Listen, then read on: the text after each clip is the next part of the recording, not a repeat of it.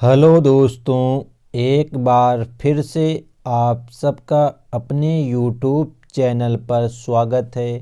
तो दोस्तों, आज की वीडियो में हम लेकर आए हैं क्लास 12 के सब्जेक्ट मैथमेटिक्स की प्रश्नावली 1A के कुछ महत्वपूर्ण सवालों को।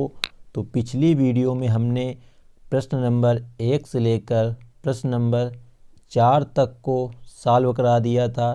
तो आज की वीडियो में हम प्रश्न नंबर 5 और प्रश्न नंबर 6 को हल कराएंगे।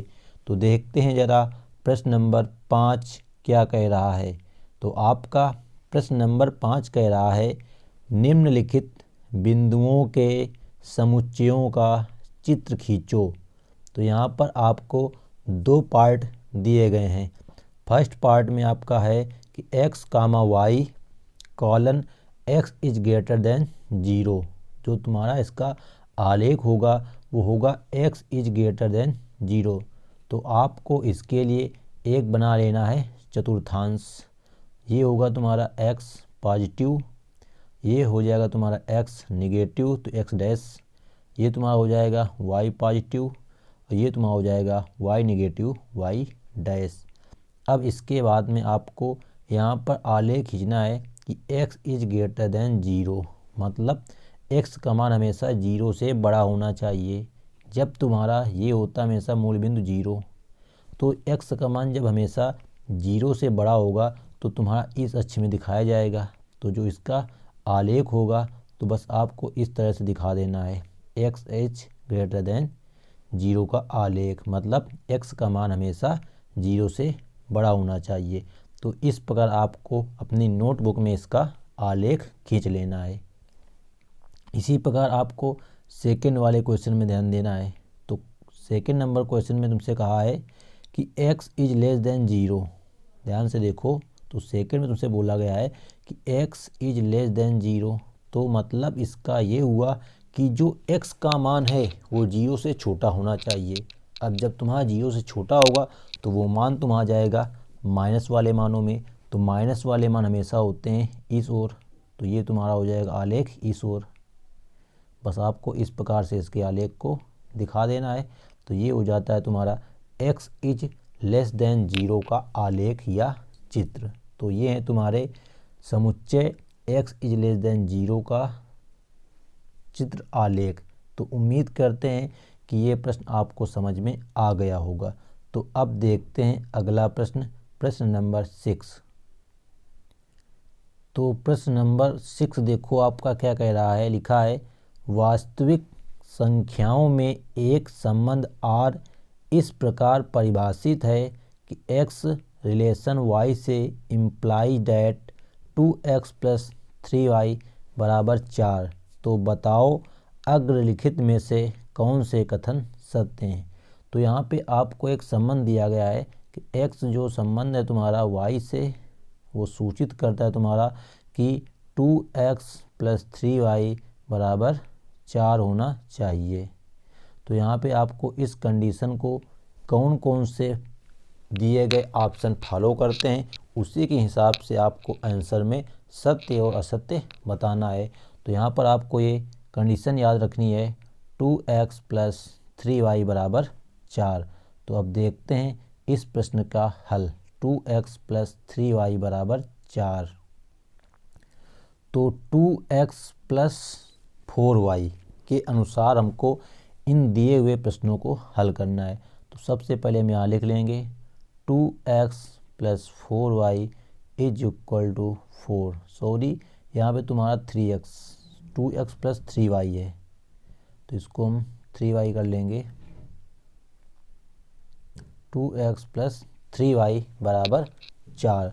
तो देखो यहाँ पे हमको संबंध दिया था कि x संबंध है y से, मतलब जो इन दिए गए ऑप्शनों में पहला मान होगा वो तुम्हारा होगा x का, और जो r के बाद वाला मान होगा वो होगा y का।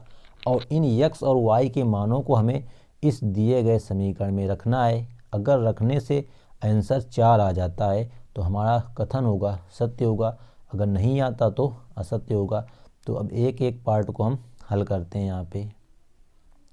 तो सबसे पहले बात आती है यहाँ पे फर्स्ट पार्ट की। तो यहाँ पे लिखा है 0R1, मतलब x का मान तुम्हारा 0 है और y का मान 1 है। इस समीकरण में रखेंगे तो 2 गुणते 0 तो पूरा हो जाएगा 0, प्लस 3 गुणते y का मान 1 तो 3। तो 0 में हम 3 करना, हम 3 जोड़ेंगे तो आएगा 3, जो कि 4 के बराबर नहीं है। मतलब कि ये जो फर्स्ट जो पार्ट है वो क्या है, गलत है। फर्स्ट वाला पार्ट गलत है। इसी प्रकार हम अब सेकंड वाले पार्ट को भी देखेंगे। तो सेकंड वाले पार्ट में लिखा है तुम्हारा 1R2/3। तो यहाँ पे जो x का मान है वो 1 लेना है, तो यहाँ हो जाएगा 2 × 1 प्लस 3 × y का मान लेना है 2/3। तो ये 3 से 3 देखो तुम्हारा कट जाएगा, तो यहाँ आएगा 2 प्लस यहाँ पर भी हो जाएगा 2, बराबर कितना हो जाएगा 4। तो देखो ये कंडीशन जो तुम्हारी है वो फॉलो कर रही है कि 4 बराबर 4 आ गया। तो मतलब जो तुम्हारा सेकंड पार्ट है वो राइट आंसर हो जाएगा। मतलब ये दिया गया कथन सत्य है। इसी प्रकार थर्ड पार्ट को देखते हैं। तो थर्ड पार्ट में दिया गया तुम्हारा कि 2/3R1, मतलब यहाँ पे x का मान 2/3 कर दिया गया है। तो हम लिखेंगे 2 गुणते x का मान 2/3 प्लस का 3 गुणते y का मान 1। तो देखो यहाँ आ जाएगा तुम्हारा 4/3 प्लस का 3। तो ये तुम्हारा कभी भी 4 के बराबर नहीं आएगा। जब हम एलसीएम लेंगे तो ये तुम्हारा 4 से ज़्यादा आएगा, क्योंकि 3 3 9 4 जोड़ देंगे तो 13/3 आएगा, जो कि 4 से ऊपर आएगा। तो मतलब जो तुम्हारा थर्ड पार्ट है वो क्या हो जाएगा, असत्य हो जाएगा। अब देखते हैं फोर पार्ट।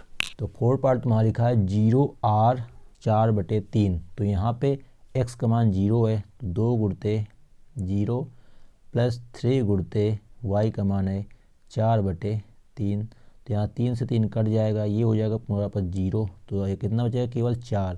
तो यहाँ भी हमको लाना भी कितना था, 4।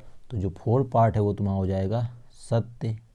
अब अगला पार्ट जो तुम्हारा है पाँचवा, इसको भी देख लेते हैं।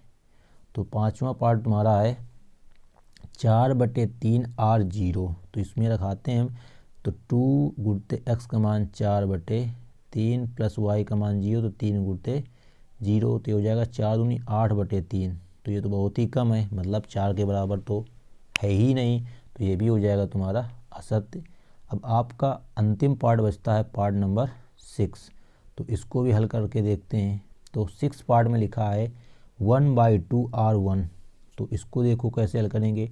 तो यहाँ पे x का मान है 1/2, तो 2 गुणते 1/2 प्लस 3 गुणते y का मान है 1।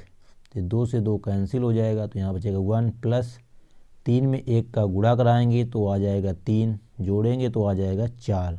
तो मतलब 6 वाला पार्ट तुम्हारा क्या है, सत्य है, जो कि तुम्हारा 2x + 3y = 4 का पालन कर रहा है। तो इस प्रकार आप लोग इस प्रश्न को सरलता से हल करके चेक कर लेंगे कि दिए गए संबंध में से जो तुम्हारा संबंध था 2x + 3y = 4 का कौन कौन सा कथन पालन करता है और कौन सा नहीं करता है। तो उम्मीद करते हैं कि आज के ये सभी प्रश्न आप लोगों को समझ में आ गए होंगे। यदि वीडियो अच्छी लगी हो तो वीडियो को लाइक कर देना और अपने सभी दोस्तों के साथ में शेयर अवश्य कर देना। और चैनल पर पहली बार आए हों तो चैनल को सब्सक्राइब करके बेल आइकन को प्रेस कर लेना, जिससे आने वाली वीडियो की नोटिफिकेशन आपको सबसे पहले मिले और आपके एग्ज़ाम की प्रिपरेशन बेहतर तरीके से हो सके। तो thanks for watching this video.